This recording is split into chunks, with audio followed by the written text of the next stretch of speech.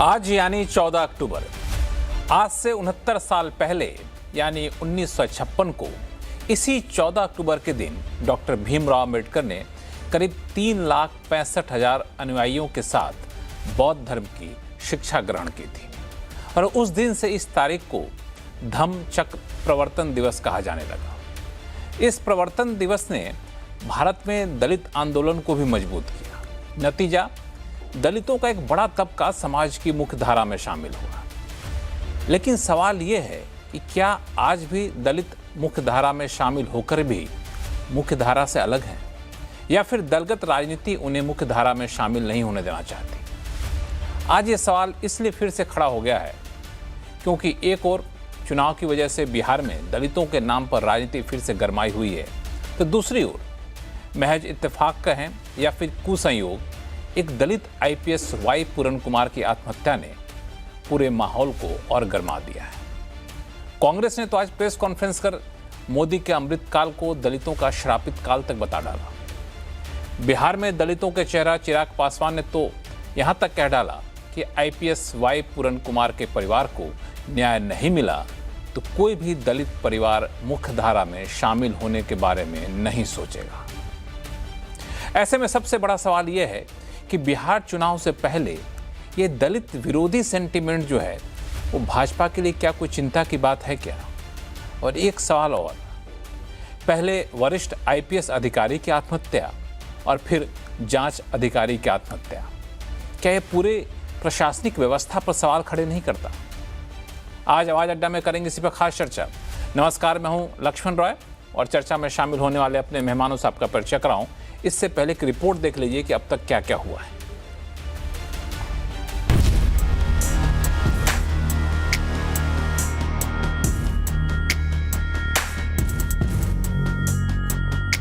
दलित IPS पूरन कुमार की आत्महत्या का मुद्दा अब पूरी तरह से सियासी अखाड़ा बनता जा रहा है। पीड़ित परिवार से मिलने के लिए कांग्रेस नेता राहुल गांधी चंडीगढ़ स्थित उनके आवास पर पहुंचे। राहुल गांधी ने पूरन कुमार की आत्महत्या के बाद भी आरोपियों के खिलाफ कार्रवाई नहीं होने को लेकर पीएम मोदी और हरियाणा के सीएम नायब सिंह सैनी पर निशाना साधा। राहुल ने इस मामले को दलितों के सम्मान से जोड़ दिया है। ये एक सर्विंग ऑफिसर हैं। आप समझते हो, देश समझता है कि इन पे कैसे प्रेशर्स आ सकते हैं। कार्रवाई होनी चाहिए और इमीडिएटली इन अफसरों पर एक्शन होना चाहिए। एक्शन होना चाहिए, आप अरेस्ट कीजिए। इस पूरे मामले को लेकर आम आदमी पार्टी भी विरोध प्रदर्शन में जुटी हुई है। हरियाणा में आप कार्यकर्ताओं ने कैंडल मार्च निकाला और आईपीएस पूरन कुमार के लिए इंसाफ की मांग की। इधर एनडीए में शामिल एलजेपी रामविलास के नेता चिराग पासवान भी एक्टिव हो गए हैं। चिराग पासवान ने पूरन कुमार के घर जाकर उनके परिवार से मुलाकात की और इंसाफ का भरोसा दिलाया। उन्होंने कहा कि कोई भी दोषी बख्शा नहीं जाएगा। जिसने ये दर्शाया कि आज भी 21वीं सदी में भी जात पात धर्म मजहब को लेकर किस तरीके से लोगों को प्रताड़ित किया जाता है, उनकी जाति के आधार पर उनके साथ भेदभाव किया जाता है, और ये कहीं ना कहीं इस समाज के लिए ही नहीं पूरे देश के लिए चिंता का विषय है। दरअसल 7 अक्टूबर को रोहतक रेंज में आईजीपी के पद पर तैनात आईपीएस पूरन कुमार ने चंडीगढ़ स्थित अपने आवास पर खुद को गोली मार ली थी। पूरन कुमार ने कथित तौर पर अपने 8 पेज के फाइनल सुसाइड नोट में हरियाणा के डीजीपी शत्रुजीत कपूर, जिन्हें अब छुट्टी पर भेज दिया गया है, तत्कालीन रोहतक एसपी नरेंद्र बिजारनिया समेत 8 वरिष्ठ आईपीएस अधिकारियों पर घोर जाति आधारित भेदभाव, लक्षित मानसिक उत्पीड़न, सार्वजनिक उपनाम और अत्याचार का आरोप लगाया। इसके बाद पूरन कुमार की आईएएस पत्नी अमनीत कुमार ने भी आत्महत्या के लिए उकसाने के आरोप लगाए। इस पूरे मामले में एसआईटी जांच कर रही है। इस बीच आज पूरे मामले में एक बड़ा ट्विस्ट आ गया। रोहतक साइबर सेल में ही एएसआई के पद पर तैनात संदीप लाठर ने रोहतक में अपने आवास पर सिर में गोली मारकर आत्महत्या कर ली। उन्होंने एक 4 पेज का सुसाइड नोट छोड़ा है, एक वीडियो भी बनाया है। इसमें उन्होंने पूरन कुमार पर भ्रष्टाचार के आरोप लगाए हैं। सच्चाई से रूबरू करवा रहा हूँ इनकी भ्रष्टाचार की जड़ें बहुत गहरी हैं। जो दरखास्त इनके खिलाफ कंप्लेंट हुई थी उसी भ्रष्टाचार से डर के इसने सुसाइड कराया। जब मैं देखा भाई तेरे पढ़ ली, तेरा पाप का घड़ा भर लिया, प्रकाष्ठा होगी तेरी। इस वीडियो और संदीप की आत्महत्या ने पूरे मामले को और जटिल बना दिया है। भ्रष्टाचार और जातीय उत्पीड़न के आरोपों की तफ्तीश चल रही है। पुलिस की पूरे मामले पर नजर है, लेकिन बड़ा सवाल ये है कि ऐसे संवेदनशील मामले को सियासी दंगल के दाव पेच में क्यों बदला जा रहा है।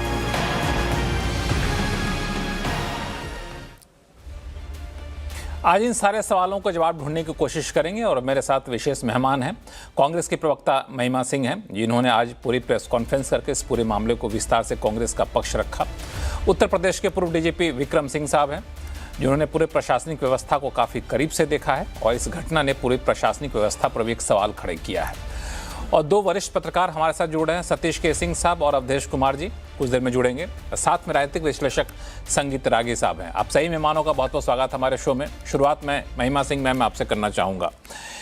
एक वरिष्ठ पुलिस अधिकारी की तरफ से आत्महत्या किया जाना पूरे व्यवस्था के ऊपर एक सवाल उठा रहा है, भ्रष्टाचार का मुद्दा उठ रहा है, लेकिन इसको इस कदर पेश करना कि ये दरअसल मोदी सरकार के अमृत काल को दलितों के ऊपर श्रापित काल के तौर पर आपने उसको उपमा दी थी। आपकी प्रेस कॉन्फ्रेंस को मैंने सुना था। क्या वाकई इतना बड़ा मामला है या फिर बिहार में चुनाव है, इस वजह से इस मामले में ज़्यादा गर्माहट दिख रही है? जय हिंद। सबसे पहले तो मैं कहूंगी लक्ष्मण जी, निदा फाजली साहब के अल्फाज में कि तेरे मेरे नाम नए हैं, दर्द पुराना है, जीवन क्या है तेज हवा में दीप जलाना है।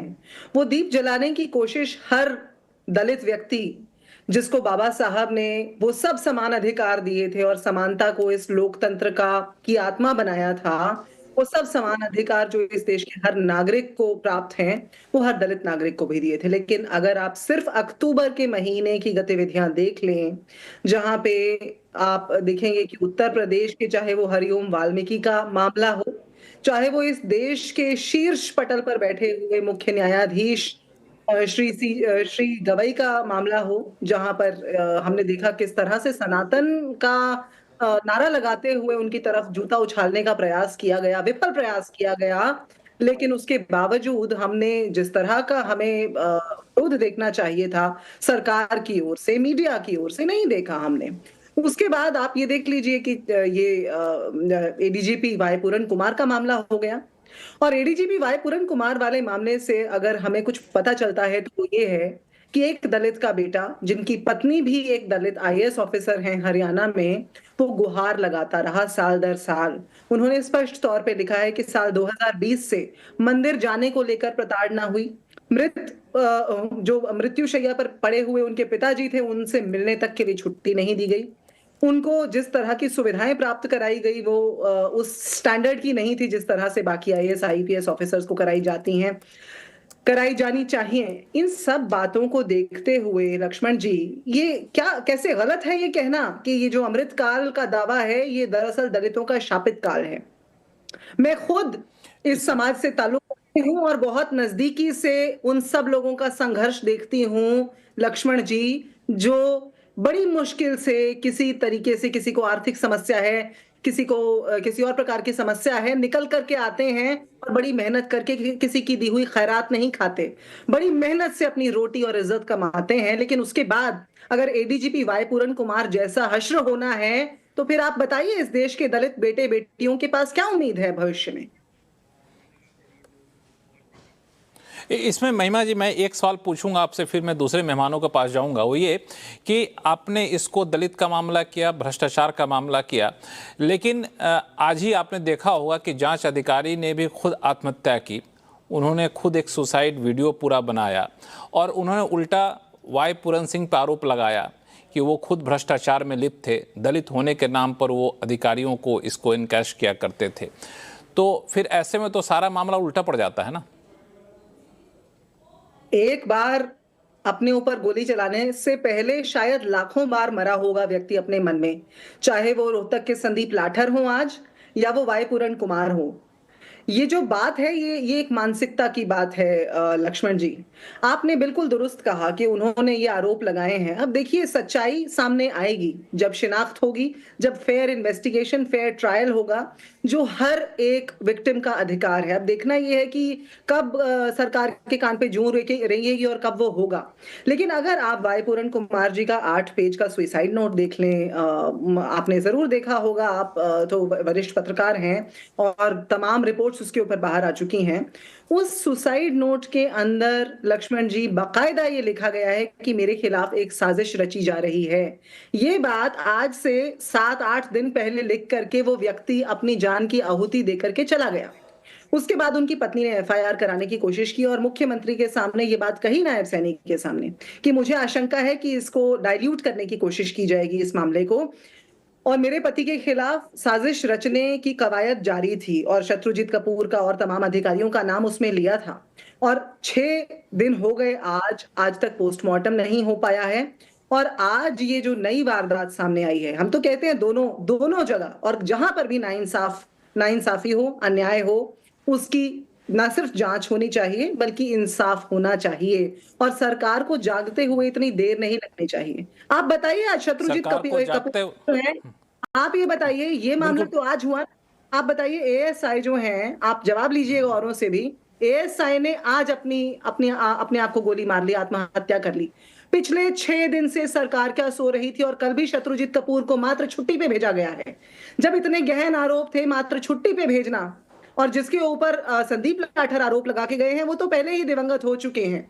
वो तो पहले ही उनकी विधवा वहां बैठी हुई हैं, यहाँ देश की सुहागनें करवा चौथ मना रही थी और वो 2 दिन पहले अपने पति को इतनी दुखद घटना में गंवा चुकी थी। आप बताइए कि इसमें आपको कहां ये सरकार की जिम्मेदारी नजर आती है कि सरकार ने जिम्मेदारी से कदम उठाया हो, सरकार ने जांच के निर्देश दिए हों, सरकार ने कंप्लेंट को उस तरह से रजिस्टर किया हो जैसा उनकी पत्नी ने, उनकी आज जो विधवा है अमनीत पूरन कुमार, उन्होंने जो शिकायत दी थी, उन्होंने बाद में ये भी कहा, मैंने जो शिकायत दी उससे डाइल्यूट कर दिया गया, चार्जेस को डाइल्यूट कर दिया ऐसा गया। करते हैं, दोनों सवालों का जवाब ढूंढने की हम कोशिश करते हैं। 2 चीजें हैं, एक तो प्रशासनिक मामला है, दूसरा सामाजिक मामला है। संगीत रागे जी, मैं आपके पास आना चाहूंगा कि जो आरोप कांग्रेस लगा रही है, जो आरोप वाई पूरन कुमार ने लगाया, तो आपको लगता है कि ये पूरे सिस्टम पे एक सवाल उठा रहा है, और ऐसे समय में जब अभी चुनावी राजनीति काफ़ी ज़्यादा गरमाई हुई है, ये एक बड़ा रूप ले सकता है? संगीत देखिए, कांग्रेस का आरोप वैसा ही है जैसे कोई गांव में लाश गिरती है तो गिद्ध आसपास खड़े हो जाते हैं। राहुल गांधी कोलंबिया से लौटे हैं और कोलंबिया कोई डेमोक्रेटिक कंट्री तो है नहीं, वो ड्रगों और तस्करों का अड्डा है, और वहां से लौटे हैं तो आकर के हरियाणा में उन्होंने जहर बोना शुरू कर दिया। सवाल यह है कि आरोप लगा है, आरोप लगाने के बाद क्या आप तुरंत लोगों को गिरफ्तार कर लेते हैं? मैं जानना चाहता हूं, क्या ऐसा होता है? कहीं अन्य जगह ऐसा हुआ है जो हरियाणा के बारे में ये बात की जा रही है? क्या कांग्रेस प्रदेश शासित में तेलंगाना में ऐसा हुआ? आत्महत्या अधिकारी ने कर दिया, वो भी दलित था, क्या वहां पर इस प्रकार की कार्रवाई हुई? मैं ये राजनीति का निचले स्तर, खिलौने स्तर का जो चेहरा दिखता है, उस पर बहुत दुख और क्षोभ होता है। एक व्यक्ति पिस्टल से गोली मार लेता है और वो आरोप लगा करके कहता है कि इसे भाई पूरे जातिवादी व्यवस्था के कारण जो है वे सारा काम हुआ है। क्या हरियाणा में जी वो एक व्यक्ति तो है ही, संगीत रागे जी वो एक व्यक्ति तो है ही, लेकिन एक वरिष्ठ पुलिस अधिकारी है, एक प्रशासन का एक बड़ा हिस्सा जिस पर हम लोग भरोसा करते हैं। मुझे और भी ज्यादा चिंता इस बात की है कि एक एडीजी के स्तर का अधिकारी, उसके बाद उनकी जो है वो डीजीपी होते, इतना बड़ा अधिकारी ये सारी चीजें इतने दिनों तक सहता रहा। मुझे थोड़ा हैरान करता है। जिनकी पत्नी का सीधे मुख्यमंत्री आवास तक एक्सेस है। जी आपके पास आ रहा हूं मैं। यानी वो एक वरिष्ठ पुलिस एक आईएएस अधिकारी थी, ये जो समाज के अंदर जो विस्वमन हो रहा है कि सारी जातिवादी व्यवस्था के कारण ही ऐसा हो रहा है, क्या ये और चीजें नहीं हो सकती हैं? ये तो इन्वेस्टिगेशन से ही पता लग सकता है। आज जिस पुलिस अधिकारी ने अपने आत्महत्या कर लिया, वो एक उल्टा आरोप लगा करके चला जा रहा है। तो समाज के अंदर ये अगड़े सवर्ण और अवर्ण का ये कितनी दूर तक जाएगा, और उस पर ये गिद्ध लोग, वो कोई भी हो, चाहे वो भारतीय जनता पार्टी हो, वो चाहे वो कांग्रेस हो, मैं किसी को नहीं इसमें ये कर रहा हूं, कोई भी हो, मैं तो कह रहा हूं इससे ज्यादा कठिन स्थिति के दौर से देश क्या गुजर सकता है कि एक वरिष्ठ पुलिस अधिकारी आत्महत्या करता है और उसकी लाश का 6 दिनों तक पोस्टमार्टम नहीं इसलिए किया जा रहा है क्योंकि ये कहा जा रहा है कि जब तक इन लोगों को गिरफ्तार नहीं करेंगे, एफआईआर इनके खिलाफ नहीं करेंगे, तब तक ऐसा नहीं हो सकता है। क्या ये वाकई जांच की सामान्य प्रक्रिया है? मैं जानना चाहता हूं, क्योंकि मुझे पेनल कोड का मामला इतना जानकारी नहीं है। सिर्फ इतनी बात है, और ये बहुत गंभीर मुद्दा है, ये बहुत गंभीर मुद्दा है। देश के जितने लोग इस पे ऐसा करेंगे, हमारे पास जो है 10 सेकंड हाँ 10 सेकंड लक्ष्मण जी, 10 सेकंड। जो आगे जो दिख रहा है, एक खाप पंचायत होती है, खाप पंचायत एक अलग स्टैंड लेकर के बैठता है, दलित पंचायत बैठती है, वो एक अलग स्टैंड लेकर के बैठता है। तो आप इसका अंदाजा लगाइए कि राहुल गांधी जो जहर बोना चाहते हैं इस देश में, जहर की खेती करना चाहते हैं, और सिर्फ और घिनौनी सत्ता के लिए, ये बहुत ही चिंताजनक है। हर चीज में नरेंद्र मोदी को घसीटना, हर चीज में भारतीय जनता पार्टी को घसीटना, इससे बढ़िया घटिया, घिनौनी और नीचतापूर्ण की राजनीति नहीं हो सकती है जो कांग्रेस पार्टी कर रही है। बिल्कुल। न्याय नहीं ऐसा दिलाने महिमा के जी से लिए। छोटा सा रिएक्शन